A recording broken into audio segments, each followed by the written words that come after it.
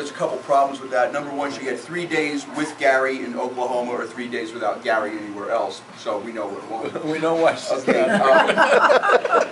I'm kind of sitting here, you know, trying to go through all the great years with this man and with you all, because like my best friends in the world are in this room except for Bloomfield Billy, Bergen Barry, and a guy you've come to know is the Swami.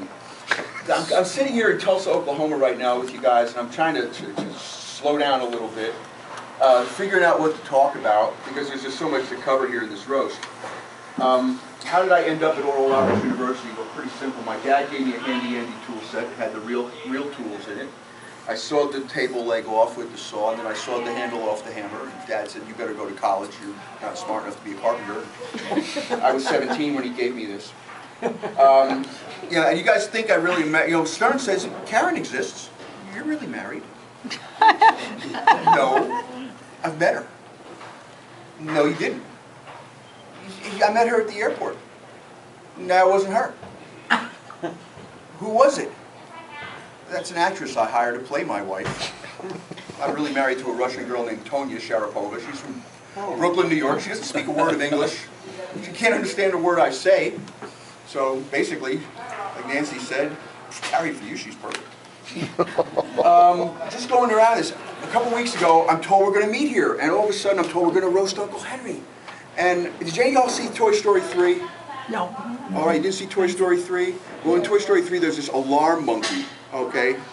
And the alarm monkey basically is like John Boyho.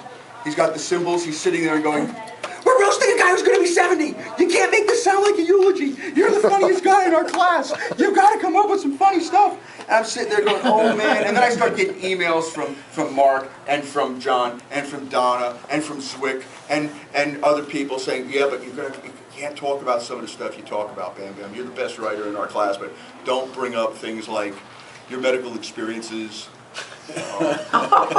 colonoscopies, vasectomies, your analyst, Yes, no bodily function. the morphine drip at the hospital when they thought you had a heart attack." So I'm really kind of limited in my material here. It's about Uncle Henry. Yeah. Not So you. I'm trying to come up with my favorite Uncle Henry stories, and I have to come up with, basically I came up with two, and John Blaho said, "Be careful what you say, Gary, because Uncle Henry will rescind my degree."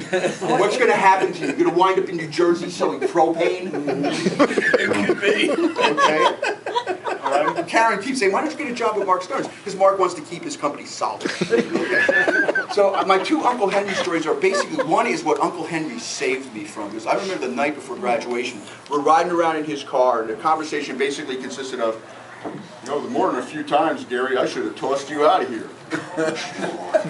and my conversation back was, "You know, more than a few times, maybe I should have like left." And God intervened, and I got my MBA from here. But the life that he saved me from was pretty simple. Because if I had gone back to New Jersey, my life would have been, I would be either a cop, I'd have been a fireman, I'd have been a school teacher.